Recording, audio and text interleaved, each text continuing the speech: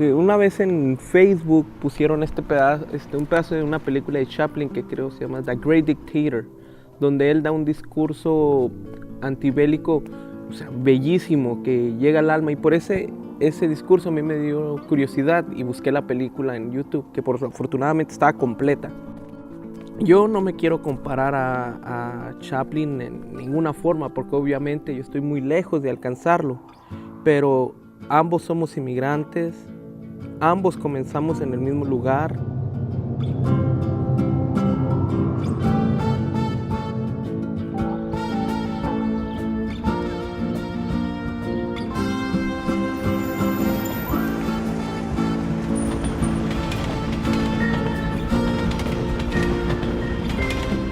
Me llamo Miguel Méndez, vivo en la ciudad de Chicago, soy casado, mi mujer se llama Elizabeth, tengo 2 hijos, Miguel y Santiago.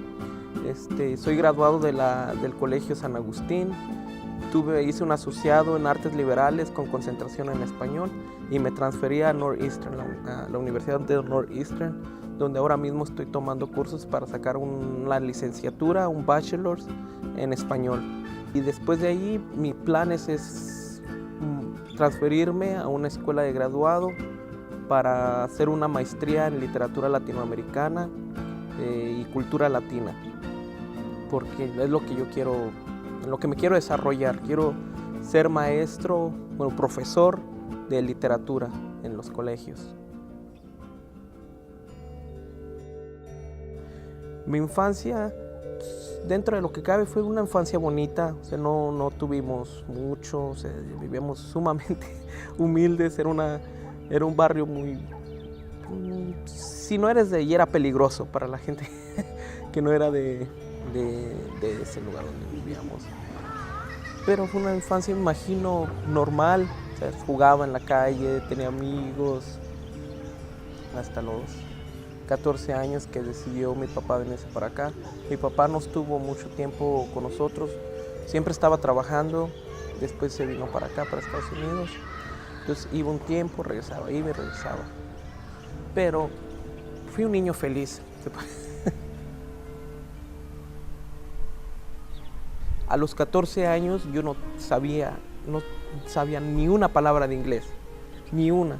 O sea, aun cuando yo era nacido aquí, yo era un ciudadano americano, el americano me miraba como extranjero. No tenía el idioma, o sea, era completamente mudo en la escuela y en la sociedad americana. Hay veces en que la gente me dice, oh no, pero es que para ti es más fácil porque eres nacido aquí. Digo, no, eso es verdad, no lo voy a negar. Para mí ha sido mucho más fácil poder conseguir una licencia de manejar, poder conseguir un ID. Pero en lo social, en lo cultural, soy inmigrante, porque igual yo nunca me he podido adaptar a la sociedad americana. O sea, y no quiero tampoco adaptarme. Yo hay veces en que me quedo pensando, ¿de dónde soy realmente? ¿Soy de México? ¿Soy de aquí? Yo siento que mi cosmovisión está fracturada. No puedo yo ajustarme a ninguno de los dos lados. Cuando nos venimos para acá, para Florida, mis papás tenían visa de turista. Cuando vives en la frontera es mucho más fácil que te den visa. Y con eso fue que llegamos nosotros a Florida. Mi papá se vino primero a Florida, después nosotros nos venimos. Nos venimos por Greyhound, que por cierto fue un viaje de 3 días. 3 días en Greyhound. Mi hermana tenía 3 años y mi hermano tenía 5 años. Fue un viaje largo y pesado, sobre todo para mi hermanita. Y yo siento que desde entonces no me he podido recuperar de la espalda. Estar 3 días sentado en un camión fue algo muy... Y sobre todo lo difícil era el inglés, la barrera del idioma. Entonces cuando íbamos a pedir comida en los lugares, teníamos que conformarnos con lo que fuera o con lo que nos entendieran, que nos dieran.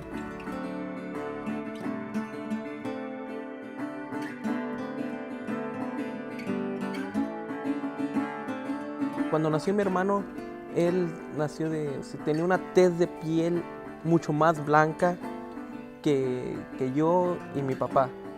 Entonces fue cuando yo me empecé a dar cuenta que o sea, ¿cómo era posible que fuéramos tan diferentes siendo hermanos? Entonces yo le pregunté un día a mi abuelita, le digo, abuelita, ¿quiénes somos? ¿De dónde venimos? Y ella me dijo que mi abuelo era, así dijo ella, tu abuelo es indio. Yo nunca le pregunté, ¿cuál indio? ¿De dónde? Entonces, yo soy de Chihuahua, como mencioné antes. Entonces, en Chihuahua, en Ciudad Juárez, muchos tarahumaras emigran a Ciudad Juárez. Entonces yo los miré y yo digo, yo me parezco a ellos. Y yo crecí con la idea de que tal vez mi abuelo era de ellos, o sea, era un tarahumara. Y yo siempre creí, digo, a lo mejor y por eso me gusta también caminar y correr y andar por todas partes caminando, porque yo siempre me muevo caminando, hasta aquí en Chicago, aquí en la ciudad. Prefiero yo caminar a andar en carro. Entonces yo siempre me quedé con esa idea de que somos rarámuri, soy tarahumara, y más sobre todo por los fenotipos. O sea, yo los miraba a ellos y decía, yo me parezco a ellos. Hubo un momento cuando tendría yo unos 13, 14 años donde como que me daba vergüenza. Decía, no, yo no puedo ser, no, yo no quiero ser. Con el tiempo me di cuenta de que, o sea, no era algo de que diera vergüenza, sino al contrario, es algo de orgullo y sobre todo de pensar que tengo tal vez ancestros y la sangre milenaria de ellos corre a través de mí. Entonces un día yo le pregunté a una tía mía, yo le dije, oiga tía, somos rarámuris, ¿verdad? Somos tarahumaras. Y ella dijo, no somos. Dije, entonces, dijo, el abuelo Isidro, ¿no? El abuelo Isidro era indígena. Y dijo ella, sí, pero no era rarámuri. Le digo, entonces, ¿qué era? Dice, era tal vez apache o no sé. Dice, le digo, pero era indígena él. Sí, dice, él era indígena. Esto me hace acordar de unos compañeros que ya tenían un trabajo y ellos eran nativos, eran Native American. Y yo le pregunté al muchacho, eran primos, una muchacha y un muchacho, le pregunté, oye, ¿cómo te llamas? Y él me dijo, my name is Kevin. Yo me quedé como, Kevin. Le dije, yo pensé que ustedes se llamaban como Corriendo con el Viento o Little Bear o algo así. Me volteó a ver y me hace, fuck you, man.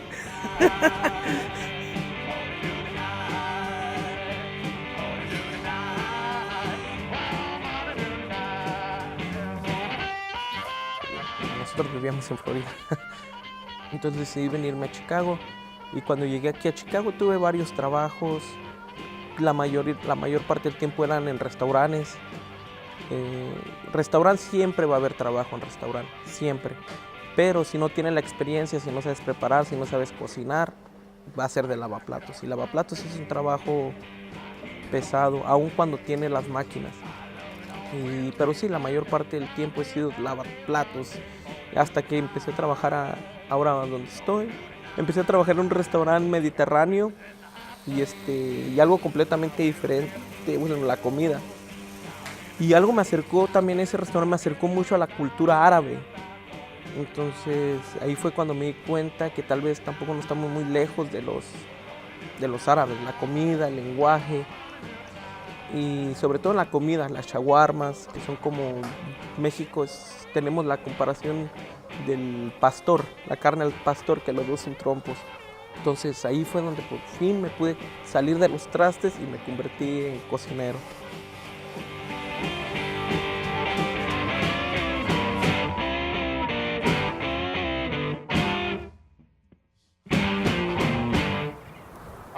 En Chicago nunca había tenido yo ningún tipo de problemas con nadie. O sea, yo sentía o yo pienso que en Chicago se podría sonar un poco superficial, pero te tratan como te miran o como te ven.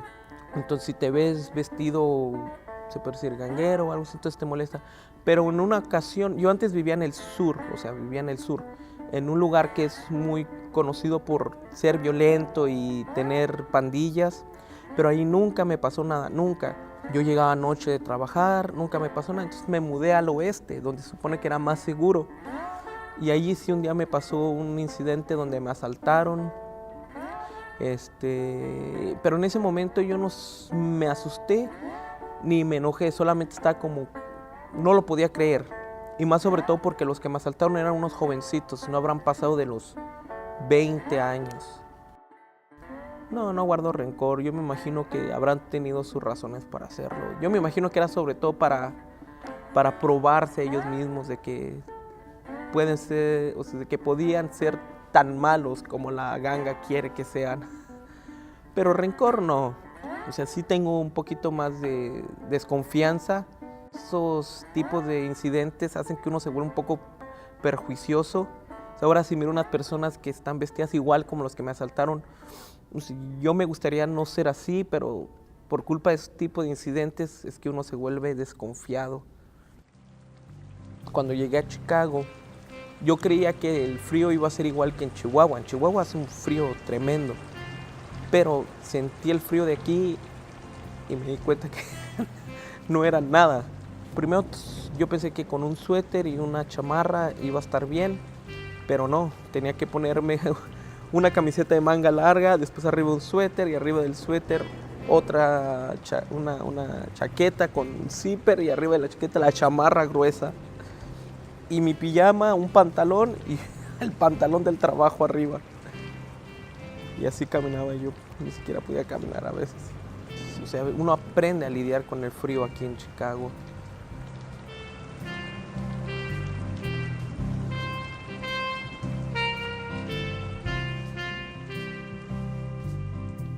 En la biblioteca de la high school, todos los libros obviamente eran en inglés y tenían un espacio así chiquito de libros en español. Y en esos libros en español había puros como enciclopedias y había uno que se llamaba 100 años de soledad.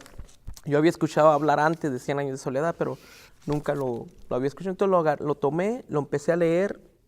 No, aún cuando estaba en español no lo podía, no lo captaba.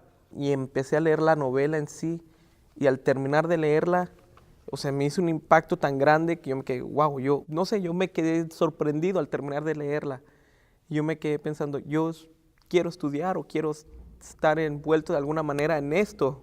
Empecé a escribir, empecé a buscar en internet acerca de Márquez, de Gabo. Empecé yo a buscar y empecé a leer sus cuentos y me di cuenta que los cuentos no eran como los que yo me imaginaba. Yo antes siempre me imaginaba que los cuentos se comenzaban, había una vez de princesas y, o sea, me di cuenta de la literatura latinoamericana, o sea, cómo se acerca a la realidad. Entonces, buscando, encontré un taller de literatura. Conocí a Febronio Satarán y los escritores de Chicago. Y Febronio se podría decir que tal vez le gustó lo que escribía. Obviamente eran los primeros cuentos que yo hacía. Y él me dijo, como tú eres mexicano, te recomiendo a Juan Rulfo. Dije, ok, te voy a buscar Juan Rulfo. Estaba Pedro Páramo y El Llano en Llamas. Leo Pedro Páramo y ahí fue donde yo me quedé, Dios mío, yo quiero escribir. Yo quiero escribir. O sea, Pedro Páramo hizo, así como 100 años de soledad, yo creo que Pedro Páramo aún hizo me marcó aún más en lo que yo quería escribir. Porque el que diga que escribe solamente por escribir o por él mismo, no le quiero llamar mentiroso, pero tal vez lo es un poquito, porque el poeta o los poetas escriben para ser escuchados. Entonces, cuando a mí me invitaron a leer o a querer participar, yo me emocioné porque yo en sí me gustaría compartir lo que escribo.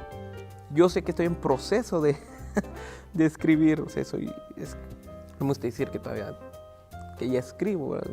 Estoy en proceso. Entonces, cuando ya vine y empecé a leer, este lugar como que da un poco un aura como de artístico, como que te da un poco de ese espíritu de Chaplin. Y me imagino que el espíritu de Chaplin aún sigue vagando por todo San Agustín y sigue inspirando, aunque sea directamente o indirectamente a la escuela. Sobre todo porque San Agustín es una escuela que recibe a los inmigrantes, a los estudiantes inmigrantes y sobre todo a los inmigrantes latinoamericanos y les da la oportunidad de tener estudios superiores en su idioma, que es lo más importante que me imagino que se puede hacer. Soy luchador, le doy a la lucha poética, escaleras, pies cansados, he llegado a la labor, Yucatán agogó, muere bruscamente, me has olvidado, maldito pollo en 3/4, no surf en el trabajo, máscara, de luchador. Gracias.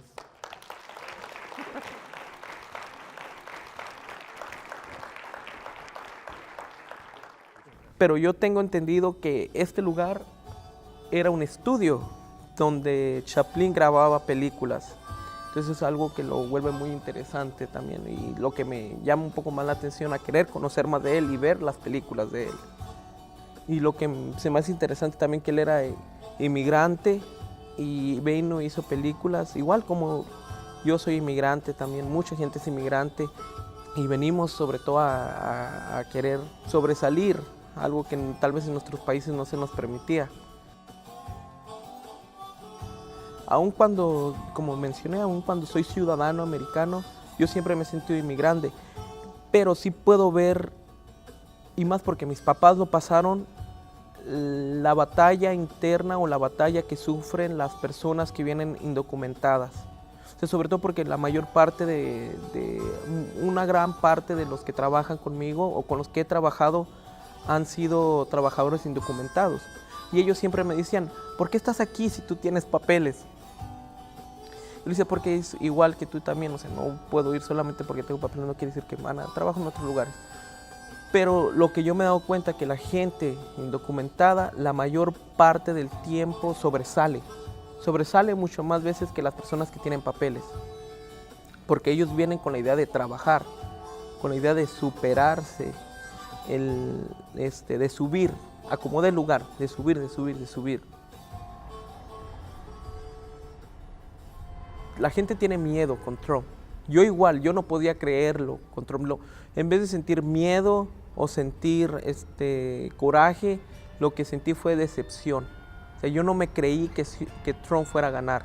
O sea, yo me decepcioné de Estados Unidos porque para mí Trump era como el subconsciente del americano común, o sea, el americano, y cuando me refiero a americano, yo me refiero al americano blanco, porque yo siento que tal vez no todos, no quiero generalizar, pero yo siento que el americano común o el americano blanco en sí aún tiene eso en su mente, en su cosmovisión, muy dentro de él, aún se siente superior.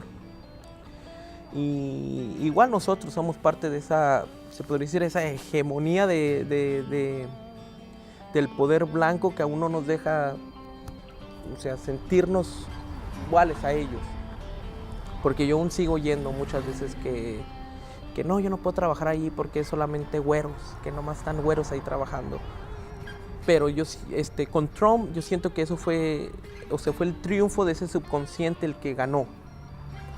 Entonces ahora con Trump ha prometido muchas cosas, como lo del muro, la deportación de millones de indocumentados, pero el que más me preocupa es el que quiere quitar el DACA. El DACA ese es el que siento yo que sería el que más afectaría, porque a mi opinión lo que en verdad te supera, y no solamente económicamente, es el estudio.